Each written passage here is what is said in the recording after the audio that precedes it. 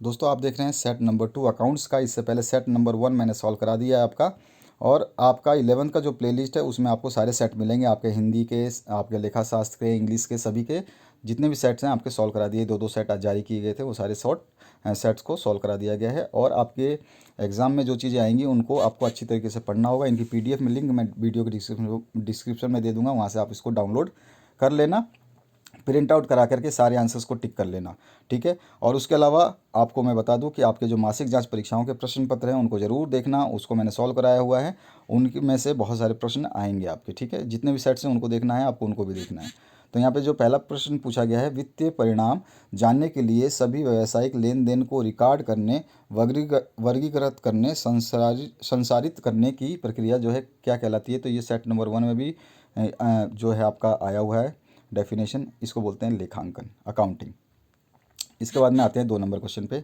2 number में पूछा गया है, लाभ कमाने के लिए व्यवसाय में मालिक द्वारा निवेश की गई नकदी, माल या संपत्ति को कहा जाता है। तो उसको कहते हैं हम पूंजी, पूंजी ही निवेश करते हैं। उसके बाद तीसरा जो क्वेश्चन है, भारतीय इंस्टीट्यूट ऑफ चार्टर्ड अकाउंटेंट्स की स्थापना की गई थी सन 1949 में। बी ऑप्शन इसका करेक्ट हो जाएगा। इसके बाद में 4 नंबर क्वेश्चन है, इसमें पूछा गया है, व्यापार छूट केवल क्रेडिट लेन देन पर दी जाती है। तो ये है गलत, ये ऐसा नहीं है, ठीक है, सभी पे दी जाती है। उसके बाद में आपका जो है नेक्स्ट क्वेश्चन, इसमें पूछा गया है 5, आमतौर पर एक लेखा अवधि खाली स्थान से शुरू होती है तो साल की पहली मार्च से। ये भी सेट 1 में दिया गया है, उसमें ये आपका जो है पहली मार्च से आपका जो है ये शुरू होता है। तो आपका ये चीज़ एक देखना, आपको थोड़ा सा ध्यान रखना है कि यहाँ पर जो है यहाँ पर मिसप्रिंट है, ठीक है। तो डी ऑप्शन आपका करेक्ट हो जाएगा, ठीक है।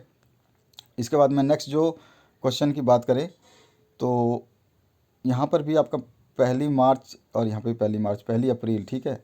इसमें एक बार करेक्शन देख लेना, कोई दिक्कत नहीं है, पहले मैंने बताया है आपके दूसरे सेट में। इसके बाद में आते हैं हम नेक्स्ट क्वेश्चन पे। नेक्स्ट क्वेश्चन जो है आपका 6 नंबर क्वेश्चन जो है, इसमें पूछा गया है, अचल संपत्तियों में शामिल है तो वो भूमि होता है, अचल संपत्ति होती है, ठीक है। चालू संपत्ति में क्या शामिल है, तो बैंक में नकदी जो है वो चालू संपत्ति होती है आपकी। इसके बाद 8वां जो क्वेश्चन है, इसमें पूछा गया, निम्नलिखित में से कौन सा व्यय नहीं है। तो फर्नीचर खाता जो है व्यय नहीं है, ठीक है। इसके बाद में आपका 9 नंबर क्वेश्चन है, व्यवसायियों द्वारा अपने निजी उपयोग के लिए आहरित राशि है उसको आहरण या ड्राइंग्स कहते हैं। सी ऑप्शन करेक्ट हो जाएगा। उसके बाद में हमारा 10वां क्वेश्चन है, यह अवधारणा कि निकट भविष्य में एक ऐसी व्यावसायिक उद्यम को बेचा या परिसमाप्त नहीं किया जाएगा खालिस्तान के रूप में जाना जाता है। तो उसको बोलते हैं चालू व्यवसाय की अवधारणा। इसमें आपका बी ऑप्शन करेक्ट हो जाएगा। इसके बाद में नेक्स्ट जो क्वेश्चन है आपका, व्यावसायिक इकाई अवधारणा में कहा गया है कि व्यवसाय को उनके मालिकों से अलग माना जाता है। तो यहाँ पर जो है आपका ए ऑप्शन करेक्ट हो जाएगा, ठीक है। इसके बाद में आते हैं हम नेक्स्ट क्वेश्चन पे। नेक्स्ट क्वेश्चन पूछा गया आपसे, धन मापन अवधारणा है। तो धन मापन अवधारणा जो केवल सभी वित्तीय लेन देन के लिए लागू होती है, ठीक है। इसके बाद में आपका जो नेक्स्ट क्वेश्चन है, इसमें पूछा गया है, कराधान के लिए प्रावधान के अनुसार किया जाता है। तो ये होता है आपका रूढ़िवादी अवधारणा। ये भी क्वेश्चन जो है आपका सेट 1 में आया हुआ है। इसके बाद में आपका, यदि देनदारियों और संपत्तियों की राशि क्रमशः 90,000 और 1,50,000 रुपये पूंजी की है तो पूंजी की राशि कितनी होगी। तो इसमें पूंजी की राशि आपको देखोगे तो यहाँ पे 1.5 लाख है और ये है आपका, इसको कैलकुलेट करेंगे तो हमारा जो आंसर आ जाएगा वो आ जाएगा ए ऑप्शन 50,000। और जो कि इसका कैलकुलेशन मैं आपको मासिक जांच परीक्षा का पेपर जो देखोगे आप उसको, तो उसमें आपको मिल जाएगा, ठीक है। उसके बाद आते हैं हम, पुस्तक पालन का प्रमुख उद्देश्य जो है वो क्या है। तो पुस्तक पालन का सौदों का पूर्ण अभिलेखन करते हैं और व्यवसाय पर वित्तीय प्रभाव का निर्धारण करते हैं। तो दोनों ही उद्देश्य सही हैं, डी ऑप्शन करेक्ट होगा। ये भी आपके सेट 1 में पूछा गया है। उसके अलावा नेक्स्ट क्वेश्चन है, लेखांकन में लेखा होता है तो केवल वित्तीय लेन देनों के लिए, ओनली फाइनेंशियल ट्रांजैक्शन के लिए। ए ऑप्शन इसमें आपका करेक्ट हो जाएगा। इसके बाद में नेक्स्ट जो क्वेश्चन है, इसमें पूछा गया है, क्रय खाते की शेष राशि को हस्तांतरित किया जाता है तो व्यक्तिगत खाते में, ट्रेडिंग अकाउंट में। यहाँ पे आपका, सॉरी व्यक्तिगत नहीं, व्यापारिक खाते में, ट्रेडिंग अकाउंट में। तो यहाँ पर आपका 18 नंबर जो क्वेश्चन है, संयंत्र की नगद खरीद जो है वो कुल संपत्ति में कोई बदलाव नहीं होती है, ठीक है। अगर खरीद होती है तो उसमें कुल संपत्ति में कोई बदलाव को नहीं लिया जाता है।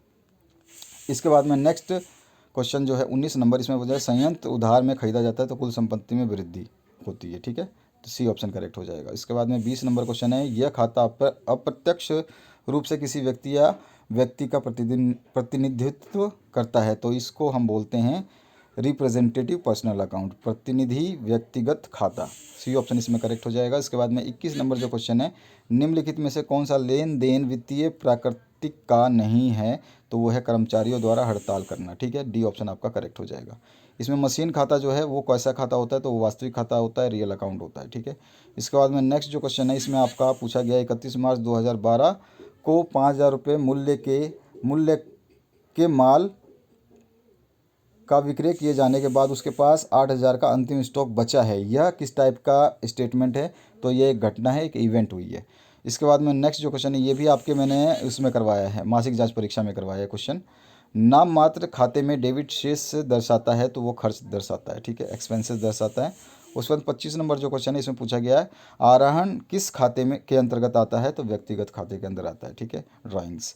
उसके बाद में नेक्स्ट जो क्वेश्चन है, पुस्तक पालन की प्रारंभिक इकाई क्या है, तो रोज नामाचा प्रविष्टि। ठीक है, तो ये आपका ये ए ऑप्शन करेक्ट हो जाएगा, जर्नल एंट्री। उसके बाद में आपका जो 27 नंबर क्वेश्चन है, माल की नगद खरीद दर्ज की जाती है, तो वो नगद पुस्तक में की जाती है, आपका कैश बुक में। ये भी क्वेश्चन आपका सेट 1 में पूछा गया है। लेखांकन की मान्यताएं जो है आपको बतानी है, तो विनियम भी है, अवधि भी है और माप की इकाई भी है, उपरोक्त सभी आ जाएंगे। डेबिट नोट कौन तैयार करता है, तो जो क्रेता होता है यानी परचेजर जो खरीदता है वो तैयार करता है। ठीक है, अब उसके बाद में जो नेक्स्ट है आपका क्वेश्चन, इसमें आया है आपका 30 नंबर, रोकड़ खाता हमेशा खाली स्थान दिखाता है, तो डेबिट शेष दिखाता है। ठीक है, यहाँ पे ये ऑप्शन करेक्ट हो जाएगा। इसके बाद में नेक्स्ट जो क्वेश्चन है, इसमें पूछा गया है किस अवधारणा के अनुसार व्यवसाय के स्वामी को व्यवसाय का लेन देन माना जाता है, तो यहाँ पे आपका बी ऑप्शन करेक्ट हो जाएगा, अस्तित्व की अवधारणा। इसके बाद में 32 नंबर जो क्वेश्चन है, इसमें पूछा गया आपसे फर्नीचर का कारोबार करने वाला व्यापारी द्वारा खरीदा गया फर्नीचर उसके लिए खालिस्तान माना जाएगा, तो वो परचेज माना जाएगा, क्रय माना जाएगा। सी ऑप्शन करेक्ट होगा। 33 नंबर है संपत्तियों की खरीद के लिए क्रेडिट होगा, तो रोकड़ खाता के लिए क्रेडिट होगा, यहाँ पर टू कैश होगा। ठीक है, टू कैश में दिखाएंगे। इसके बाद में 34 नंबर जो है माल की बिक्री के लिए क्रेडिट होगा, तो उसको हम क्या करेंगे, टू सेल्स अकाउंट दिखाएंगे कि विक्रय खाता के लिए। ठीक है, बी ऑप्शन करेक्ट होगा। उसके बाद में आपका नेक्स्ट जो क्वेश्चन है, इसमें 35 नंबर, इसमें पूछा गया है मूल प्रलेख के अंतर्गत आते हैं, तो आपके सारे के सारी चीज़ें आ जाएंगी, जिसमें रसीद है, बीजक बिल है, आपका जमा पर्ची वगैरह सब, तो ये सभी आंसर सही हो जाएंगे। इसके बाद में तलपट जो है ये क्या है, तो तलपट का मैंने सेट 1 में बताया, तलपट क्या है, शेषों की सूची है, शेड्यूल ऑफ बैलेंस है। उसके बाद में आपका क्रेता के माल वापसी पर भेजी जाने वाली चिट्ठा को क्या कहते हैं, तो उसको नामपत्र कहते हैं, डेबिट नोट कहते हैं। ठीक है, जब भी हम और माल जब वापस भेजते हैं तो हम क्या तैयार करते हैं, डेबिट नोट ही तैयार करते हैं। उसके बाद में हमारा जो नेक्स्ट क्वेश्चन है 38 नंबर, इसमें पूछा गया निम्न में से कौन सा तलपट के आधार पर तैयार किया जाता है, तो अंतिम खाते जो हैं ये तैयार किए जाते हैं, फाइनल अकाउंट्स तलपट के हिसाब से तैयार किए जाते हैं। एक व्यवसाय की पूंजी 75,000 है और दायित्व 25,000 है, तो व्यवसाय की कुल परिसंपत्तियाँ कितनी होंगी, तो ये आपका जो है टोटल मिलाकर के कितना हो जाएगा, 1,00,000। तो आपका आंसर कितना आ रहा है, ए ऑप्शन करेक्ट, 1,00,000। ठीक है, तो ये आपका जो है आपका 39 नंबर का सोल्यूशन था। और 40 नंबर जो है, इसे तलपट के दोनों पक्ष में मिलान नहीं होता तब कौन सा खाता खोला जाता है, तब उसको खोलते हैं हम उच्चत खाता या सस्पेंस अकाउंट बोलते हैं, उच्चंत खाता है, इस तरह से बोल सकते हैं आप इसको, उच्चंत खाता। तो ए ऑप्शन आपका करेक्ट हो जाएगा, सस्पेंस अकाउंट खोलते हैं। तो ये आपका बहुत इंपॉर्टेंट क्वेश्चन है वैसे।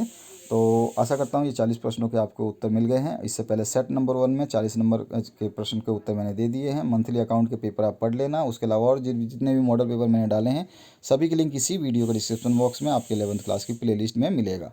तो आशा करता हूँ इस वीडियो से आप लोगों को हेल्प मिलेगी। Thank you very much. और भी आपके जो वीडियो हैं वो बना दिए गए, हिंदी, मैथ, साइंस, जो भी आपके सब्जेक्ट हैं, हिस्ट्री, अकाउंट्स का, आपका इकोनॉमिक्स का, बीएसटी का बना देंगे, सभी चीज़ बनाए जा रहे हैं। तो थोड़ा सा धैर्य रखिए, समय बहुत कम है और हमारे पास भी टाइम बहुत ज़्यादा मतलब नहीं है, क्योंकि हमें भी आपको 9th का, 10th का, 11th का, 12th का सभी के सेट्स देने होते हैं। 5-5 सेट जारी किए गए हैं, बहुत बड़ा प्रोसेस हो गया है। तो आशा करता हूँ इस वीडियो से आप लोगों को हेल्प मिलेगी। Thank you very much, have a good day.